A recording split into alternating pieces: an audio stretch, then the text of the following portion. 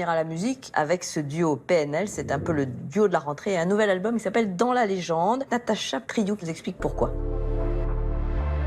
Il détrône Céline Dion au palmarès des meilleures ventes d'albums. Un mois après sa sortie, Dans la légende est déjà disque de platine, leur troisième album en 18 mois. Leur clip affole les compteurs YouTube en millions de vues en quelques semaines. PNL, c'est le carton rap de 2016.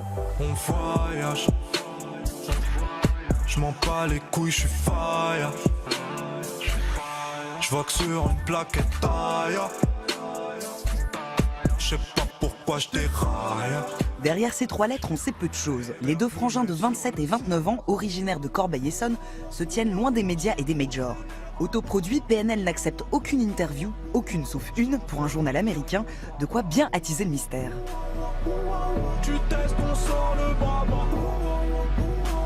Je comprends pas pourquoi on comprend pas. Côté musique, ils importent le cloud rap, ou rap atmosphérique.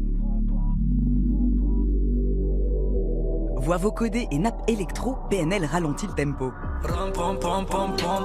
C'est de la bonne à sa mère. Côté texte, ils chantent une jeunesse blasée et racontent le blues des dealers. Pas vraiment politisé, leur tube Le Monde ou Rien est pourtant devenu l'hymne du mouvement Nuit debout et des manifs contre la loi travail.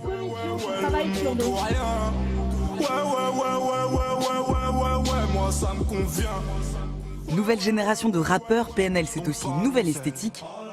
Chez eux, pas de grosses voitures ni de filles en string, cheveux longs et gominés, ils cassent l'imagerie gangsta. Je sais pas ce qu'on sera dans 10 ans, mais 10 ans. Et c'est peut-être pour ça que PNL est écouté tant dans les cités que dans les sphères branchées. Je suis seul sur ma planète et je nique tout en disant Hamdoullah dans ma galère. Alors ça vous intéresse l'univers de PNL? Oui, enfin le hip-hop en général, mais c'est justement un mouvement musical où il y a encore une grande liberté, une grande énergie. Enfin, je veux dire, et en même temps une totale indépendance. C'est-à-dire qu'ils ont compris, avant même la plupart des maisons de disques d'ailleurs, que le marché du disque, que le rapport à la musique aujourd'hui avait changé. Ils conservent une immense liberté et en même temps ça fonctionne. C'est-à-dire que le lien avec le public fonctionne.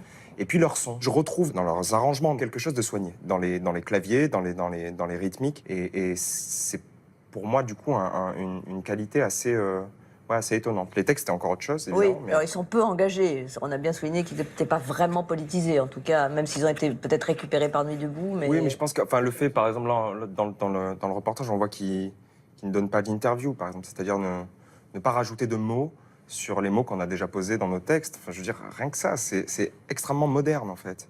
Et c'est profondément libre, je me répète, mais ils ont tout compris.